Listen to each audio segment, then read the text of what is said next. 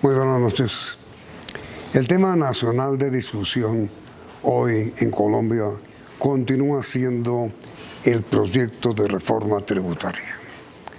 La coordinadora de ponentes, doctora Clara López, anunció anoche aquí ponencia positiva con algunas recomendaciones.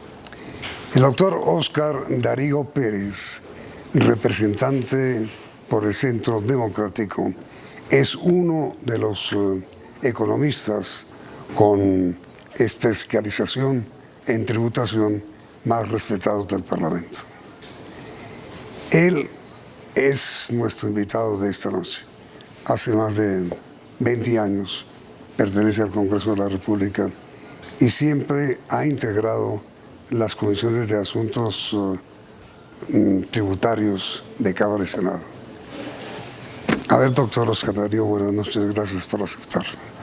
Yamit, muchas gracias a usted por la invitación y por permitirnos informarle a la opinión pública cómo vemos nosotros este proyecto. Esta mañana, ustedes, los del Centro Democrático, tuvieron reunión con el ministro de Hacienda. ¿Qué trataron? Bueno, esta mañana la oposición, que somos nosotros, los únicos de oposición, le expresamos al ministro de Hacienda que todavía nosotros no veíamos claro por qué presentaban un proyecto de reforma tributaria y cuáles eran los sustentos para el mismo. Mirando la situación fiscal del país, que no es la mejor, pero tampoco puede ser una situación deplorable. Mirando el excelente resultado de recaudos tributarios, no solamente los impuestos ordinarios, sino la lucha contra la evasión, las utilidades de Ecopetrol, en fin, tantos conceptos. Y dijimos, hombre ministro, nosotros estamos pensando en presentar una ponencia negativa, o sea, un proyecto que diga que no se necesita esta reforma tributaria. El ministro dijo, bueno, eso lo pueden presentar, claro, pues es el derecho de los congresistas. Si no triunfamos en ese propósito, porque tienen mayorías en el Congreso, nosotros también tratamos de hablarle a 10 millones de colombianos que no votaron por el doctor Petro, 10.700.000, y a los empresarios, y a los consumidores, y a los ahorradores, y a los inversionistas, que están esperando también qué es lo que dice la oposición. En el evento en que eso no resultara favorable, que es posible que no, ya entraremos a discutir el proyecto presentado por el gobierno y tendremos muchas proposiciones, muchísimas, son 69 artículos y nosotros solos como fuerza política vamos a presentar más de 70 proposiciones. A ver, doctor Pérez, cumpliendo una ley constitucional, los partidos políticos definieron hoy su posición frente al gobierno. Partido Liberal se declaró partido de gobierno. Partido de la U se declaró partido de gobierno. Partido Conservador, la guió, como dicen, se declaró partido de gobierno. El único que se declaró oposición fue el Centro Democrático. E Independiente Cambio Radical. Sí, señor. ¿La oposición de ustedes es política o económica? La posición de nosotros, además de política, porque nosotros también representamos una muy buena porción de la población colombiana, y nosotros también interpretamos el querer de más de 10.700.000 colombianos que no estuvieron de acuerdo con el programa del doctor Petro. Además de tener una posición política, tenemos una posición técnica, una posición económica, una posición de no oponernos por oponernos, sino decir, bueno, si es que va finalmente a salir una reforma tributaria, preguntémonos cuál y también para qué. Porque los 25 billones que se aspiran a recaudar no todavía nos han dicho en qué es lo que se van a invertir o hacia qué rubro del gasto van o si van a aliviar la situación fiscal. Esa es una pregunta que no nos han respondido. No, pero el ministro de Hacienda, con todo respeto, hizo ayer una conferencia de prensa donde dijo lo que van a hacer. Dijo claramente que había que cerrar la gran brecha social que hay en Colombia, que había que atender el déficit fiscal, que había que responder por la deuda pública. Él explicó muy claramente. Perfecto, entonces como explicó, dijo que va para dos partes. Una parte para aliviar la situación fiscal, Sí. o sea, déficit fiscal, deuda pública, Sí, etcétera. sí. Y la otra parte para cerrar la brecha. Sí. También hay que decirlo, que la economía creciendo al 10.7% el año pasado y a más del 9% al primer semestre de este año, también está orientada a cerrar la brecha. Es que los subsidios no se han desaparecido, Familias en Acción sigue vigente, Ingreso Solidario sigue vigente, el programa de apoyo al empleo formal sigue vigente, la matrícula cero sigue vigente, la disminución de la pobreza sigue vigente. Ahora, que se puede acelerar más esos procesos, coincido, estoy de acuerdo. Entonces, ya que el ministro nos dijo que va para un lado y que va para el otro, yo no sé si a ustedes en la rueda de prensa dijo, porque no estoy enterado, de los 25 billones, ¿cuánto va a cerrar la brecha y cuánto va al déficit fiscal? Sí, él lo determinó. Pero mire, ¿a usted qué tan seria le parece la OCDE? Me pareció una institución absolutamente respetable. Exactamente. La OCDE ha dicho que el recaudo actual en Colombia, el recargo tributario, es insuficiente y que la reforma tributaria que propone el gobierno es la adecuada. Muy bien. Vamos por la primera parte, que digámoslo, la profundidad tributaria de Colombia es insuficiente. Está medida por ahí por el lado del 19%. Y países similares la pueden tener en el 22, 23, 24%. Países desarrollados ya estarán en el 34, 35. Sobre el Producto Interno. O sea, el recaudo tributario versus el Producto Interno Bruto. Sí. Entonces, seguramente que tendremos que mejorar en esa materia. Nadie lo podrá desconocer. Pero también eso tiene una especie de mito, porque es que yo no sé si en ese 19% están incluidos los impuestos territoriales. Es que los únicos impuestos que paga un colombiano no son los impuestos nacionales, también está el impuesto predial, también están los impuestos de industria y comercio, los impuestos de vehículos, también están los impuestos al consumo. Los impuestos al consumo, cuando usted compra una cerveza o cuando usted compra un licor o cuando usted compra una comida en un restaurante, usted paga un impuesto al consumo. Entonces esos impuestos no sé si estén contabilizados dentro de ese 19% que no está. Pero aceptemos que todavía hay que tributar más. En ese sentido no estamos en contra. Es más, hubo una reforma en el gobierno anterior que generó un enorme estallido social y era de mucho menos alcance que esta. Claro que han hecho unos esfuerzos enormes por decir que hay grandes diferencias entre las dos reformas. Y cuando usted las empieza a mirar cercanamente, las diferencias no son tan apreciables. A ver, mi querido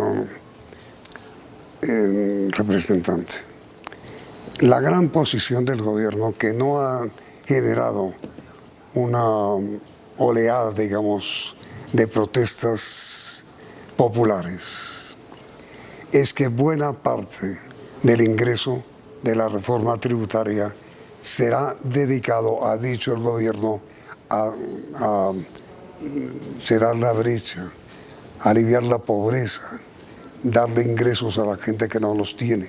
Es que eso es, en mi opinión, lo que ha originado que los sectores populares no hayan formulado ningún tipo de rechazo. Y yo haría una pregunta, ¿y entonces para qué eran los recursos de las reformas anteriores? No eran para lo mismo, para cerrar la brecha. Pero era el gobierno anterior. Sí, claro, pero entonces quiere decir que una reforma presentada por un gobierno es distinta a una reforma parecida presentada por otro. Pero bueno, ahí no está el fondo del asunto. ¿Cuántas reformas no aplicó el doctor Uribe siendo presidente? Sí, claro, y todas iban orientadas a disminuir la pobreza, a mejorar las condiciones de vida de la gente, a mejorar la posibilidad de acceder a una vivienda. ¿Y usted por qué entonces no se opuso también? No, es que yo no me opuse porque tampoco me he opuesto a todas las reformas. La reforma del presidente Santos, que aumentó el IVA del 16 al 19, nos opusimos a ella. El Congreso la pasó. Es que yo me he opuesto en tantas reformas tributarias en las que he participado, me he opuesto a muchísimos temas, incluyendo las reformas del presidente Uribe, porque es que yo sí no tengo un ojo para mirar las reformas, yo tengo los dos ojos. ¿Qué efectos negativos piensa usted, doctor Pérez, puede provocar la reforma tributaria si es aprobada como está planteada? Tiene unos efectos pecaminosos, sin lugar a dudas. Y así la OCDE diga que le parece adecuada, que no lo creo, en su conjunto tiene cosas absolutamente indeseables. Por ejemplo, esta reforma frena el desarrollo, el crecimiento económico, porque desvirtúa la importancia de la inversión. La inversión que en el primer semestre fue de casi 10.000 millones de dólares, con esta reforma queda prácticamente desaparecida. No, mire cómo vamos a ponerle una tarifa de impuesto de dividendos que puede llegar a ser del 39%, que sumado a lo que paga una empresa que es del 35%, combinadas pueden llegar a ser tarifas del 70, del 75%. Eso nos hace inviables. Esos dividendos hay que modificar esa tarifa. Hoy tenemos una tarifa de dividendos del 10, hoy, pero llegar hasta el 39, si no nos desatrasemos pues en un solo día. Entonces, eso tiene gradualidades. Yo supondría que el tema de dividendos necesita una modificación sustantiva, no cosmética. Ganancias ocasionales. Pero primero, ¿qué son ganancias ocasionales? Bueno, ya quedó claro lo de dividendos. Sí. Vámonos a ganancias ocasionales. Son las ganancias extraordinarias. Cuando una persona se muere, ¿qué es lo que deja? Una herencia. O hace un legado, o hace una donación. Eso se considera una ganancia ocasional. Cuando una persona vende un inmueble y lo tiene avaluado en 100 y lo vende en 500, la diferencia entre 500 y 100 es una ganancia ocasional. Cuando una persona se gana una lotería, una rifa, una apuesta, eso es una ganancia ocasional. Hoy, las ganancias ocasionales pagan el 10%. ¿Y el proyecto? Antes pagaban el 33%, las pasamos al 10% y se aumentó el recaudo 10 veces. Escuche bien. ¿Y cuánto propone la reforma? La reforma propone llevarlas casi al límite del impuesto de renta del 39%. Entonces eso lo que va a generar es una enorme evasión. Eso tiene que ser moderado. ¿Cuánto podrá ser eso? Yo no sé cuánto será, pero yo me imagino que puede subir un poco del 10%, pero subir proporcionalmente al 12%, al 13%, no sé si al 15%. Y dar un mecanismo que permita que las personas, usted o todos los televidentes que nos están viendo, puedan subir el valor de sus bienes inmuebles en las declaraciones de renta, sin que ese incremento les implique que la DIAN les caiga y les diga, ay, aquí hay una conciliación patrimonial. Le explico eso. Usted tiene una casa en su declaración de renta en 100 millones, que es el valor catastral. Y en la práctica, comercialmente esa casa vale 1.000 millones. Si usted en su declaración de renta no la pone en 100, sino que la sube a 500. Ganancia 500, no, 500. Eso es la diferencia entre 100 y 500 son 400 millones. Entonces le va a decir la DIAN, ¿y usted dónde sacó los 400 millones para subir eso? Yo no, es que es el valor de mi casa. Entonces usted apenas se ganó 200 millones, me tiene que pagar impuesto sobre los otros 200. Como se llama, un impuesto de renta. Entonces, la reforma tiene que permitir que se aumenten los valores de los bienes inmuebles, que se aumenten sin que haya ese peligro de que la DIAN vaya y los persiga por diferencia patrimonial. Es importante que las personas mantengan actualizados el valor de sus bienes. Eso es importante. Ahora, mire, doctor Pérez, el ministro de Hacienda y el gobierno en general han dicho, unos y otros, parlamentarios que lo apoyan y gobierno, que la reforma no afectará ni a la clase, ni los sectores estratos bajos, ni a la clase media. ¿Eso en su opinión es cierto o es falso? Respóndame después de comercial.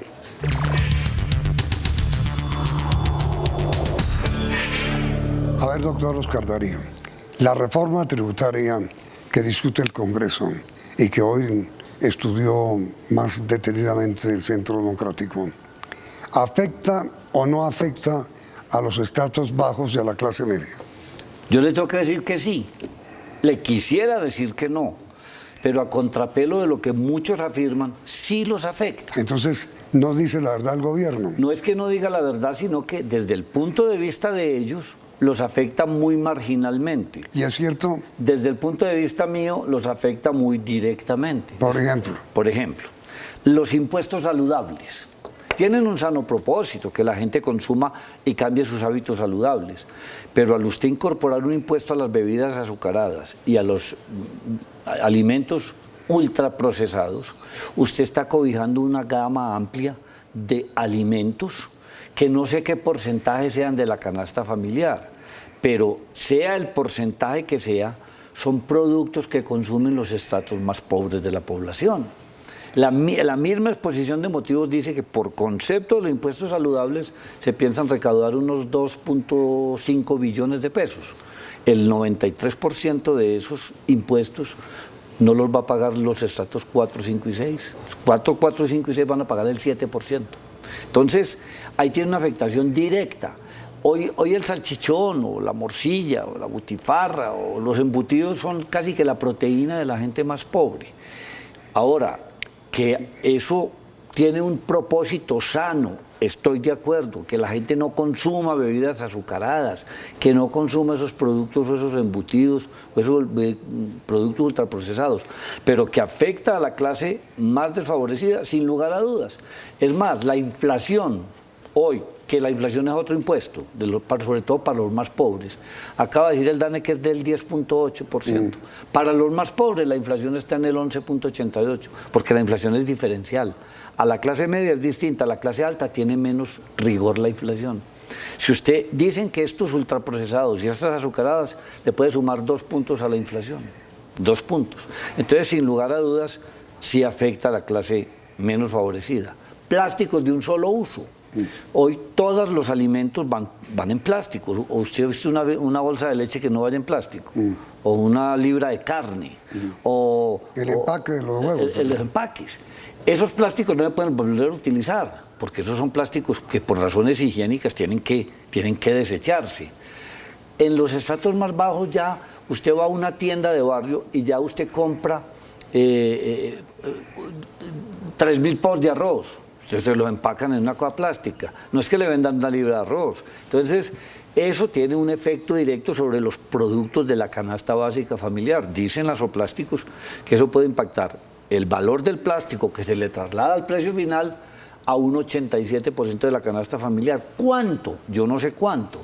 Medio punto de inflación o 1 punto. Entonces, eso de alguna manera sí tiene un comportamiento que va a llegar a las clases más desfavorecidas. Entonces, frente a su pregunta, ¿los toca? Sí los toca.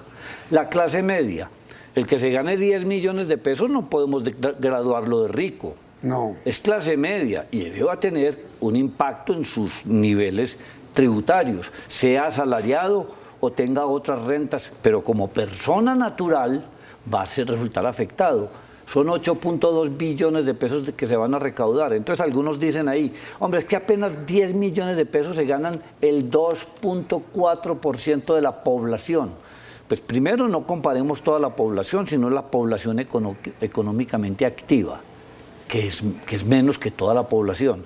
Y así sea un reducido grupo, de todas maneras impacta a una clase media que trata de vivir más adecuadamente con lo que se gana. Entonces, ¿toca la clase más desfavorecida y la clase media? Sí. Y mire, doctor Pérez, con base en sus argumentos, usted y en general los parlamentarios del Centro Democrático, ¿por qué en vez de proponer el hundimiento de la reforma, no proponen una contrarreforma en donde se recaude lo que la nación necesita para superar su déficit fiscal fundamentalmente y para cerrar la brecha también fundamentalmente, en vez de anunciar que se va a hundir? No, es que nosotros no anunciamos que se va a hundir. Nosotros estamos anunciando de que vamos a presentar una ponencia negativa porque creemos que no podemos ponerle freno a la economía y que como va bien.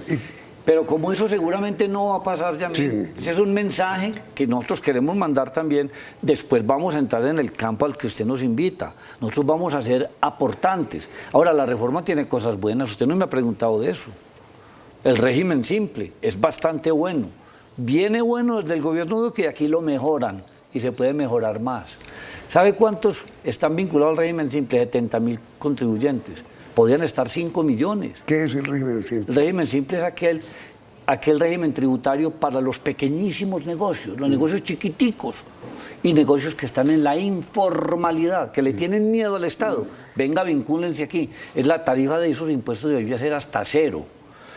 Hay una nosotros tenemos, eso se lo tiene el proyecto y es una cosa buena. El proyecto tiene unos elementos para luchar contra la evasión y la ilusión. Nosotros los vamos a apoyar. En materia de patrimonio, había un impuesto temporal, pero lo vuelve permanente. Lo vuelven permanente. Del 1%. Del 1%. Arranca en el 0.5% de 3.000 millones hasta 5.000. Y de 5.000 en adelante el 1%. Pero el pecado que tiene es que es permanente. Eso debería ser temporal. Acabó de morirse el impuesto de patrimonio que decretamos en la ley 2155 por 2 años. Yo creo que este impuesto de patrimonio, esa es una de nuestras propuestas, aceptando la invitación suya de que vamos a presentar modificaciones de que no sea permanente y no temporal. El señor director de impuestos y el señor ministro de Hacienda han dicho en todos los reportajes que les hemos hecho que la reforma solo afecta especialmente al 2% de la población que tiene ingresos altos y que no afecta al 90 y pico % restante. ¿Eso no es cierto? Pues yo acabo de decirle a usted que no sé cuántas personas, cuántos millones de personas consumen bebidas azucaradas y eso es con respecto a la otra parte de la... Pero es que esos son colombianos. Son, ¿qué? 8 o 10 millones de colombianos. Un solo ejemplo. En Colombia hay cerca de 500.000 tiendas. Tiendas de barrio. Y esas tiendas, el 60% de sus ventas son esos productos. Pero entonces, doctor Pérez... Entonces también se afectan. Si se eliminaran esas dos partes de la reforma, lo que tiene que ver con las bebidas azucaradas y lo que tiene que ver con los productos ultraprocesados, esos otros temas, ¿sería buena la reforma? Si eso se elimina, pues se le quita el sesgo de que afecte a la clase más desfavorecida. Todavía queda lo de los plásticos de un solo uso, pero que quede claro que yo tampoco estoy enviando un mensaje que quiero que no se haga nada con la población para que se siga envenenando con productos que no son hábitos alimenticios saludables. No, tampoco es eso. Eso sí tenemos que hacer unas campañas de educación, y si es que los impuestos fueran la solución, oiga pues, si es que los impuestos fueran la solución, que eso tendría que estudiarse qué ha pasado en los países que lo han adoptado, yo tampoco me opondría, porque eso también comporta un enorme gasto en salud.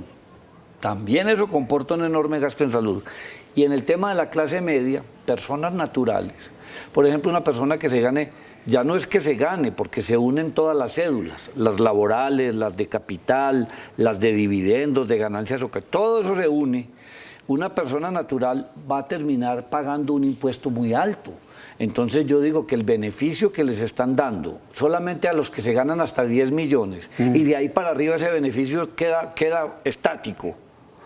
4 millones mensuales, 48 millones al año. Así se gane 10, 15, 20, 30, 40, 50. Hombre, que le den alguna opción a los niveles más altos de ingresos, no que no paguen más, sí, que paguen más, pero que paguen en alguna proporción de justicia tributaria, no elevarles esa tarifa tan enormemente, tan gigantescamente, tan superlativamente. Mire, doctor Pérez, la pregunta final, que yo todavía no la alcanzo a comprender en su inicial respuesta. ¿Por qué razón las 3 o 4 reformas tributarias que se aprobaron bajo los 8 años de gobierno del presidente Uribe y las 2 o 3 que se plegaron bajo el gobierno Duque fueron buenas y la que presenta la izquierda es mala? No, nunca se ha dicho que las 8 que presentaron entre el gobierno del presidente Uribe y Duque hayan sido buenas y sean angelicales, no. Les hicimos muchísimas modificaciones. Siendo yo de ese partido, ojalá usted, bueno, es que ojalá no, pues es que yo aquí vine también muchas veces a explicar eso, sí, y en muchos medios, que no estaba de acuerdo, que no acompañaba, que rechazaba, y las modificamos apreciablemente. Pero le quiero decir una cosa, esas reformas en el mayor que de las mayores que yo recuerde, recaudaban entre 12 y 13 o 14 billones de pesos. Es que esta es de 25, con posibilidades de llegar a 50. Finalmente, para redondear, sí, evidentemente, la reforma tributaria presentada por el gobierno Petro va a aliviar la situación de terrible pobreza que vive altísima población de este país, es buena. Es que toda reforma que tienda a aliviar las condiciones de pobreza de la población, a disminuir el hambre, a disminuir las brechas sociales, es buena. Ah, bueno, entonces... Toda es buena. Lo que pasa es que usted no puede decir que yo voy a conseguir unos recursos por una sola vez, porque si yo espanto la inversión, si yo espanto a los inversionistas, si yo espanto el crecimiento económico y si yo desacelero las condiciones de la economía, yo recaudo una plata por una sola vez y ya después la gente se vuelve más pobre. Entonces lo que pretendíamos aliviar lo terminamos condenando. Doctor Oscar Darío Pérez, muchas gracias. Bueno, muchas gracias a usted, Yamid. Ojalá su testimonio no sea premonitorio. Oh, espero que no. Yo también. Doctor Pérez, muchas gracias. Gracias a usted, Yamid. Y a ustedes televidentes también gracias por la sintonía y los invitamos a seguir aquí en Noticentro 1 CMI.